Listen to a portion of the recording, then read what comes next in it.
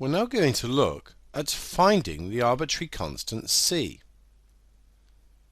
We can find c if we're given more information. For example, suppose that we are told that dy dx is x plus 2, and we want to find an expression for y, given that y is 3 when x is 2. Since integration and differentiation are reverse processes, it stands to reason that y will be the integral of dy dx.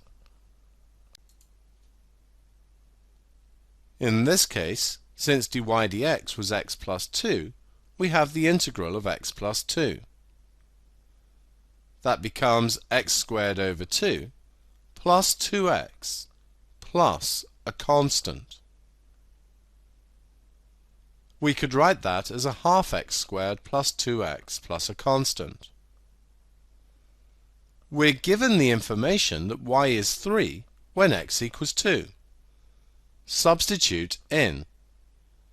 Y is 3, and you can see we've substituted x equals 2 into this expression. So we get 3 equals 2 plus 4 plus c. 3 equals 6 plus c. So c must be equal to minus 3. That means we can write that y is a half x squared plus 2x, and we've now found that the c is minus 3.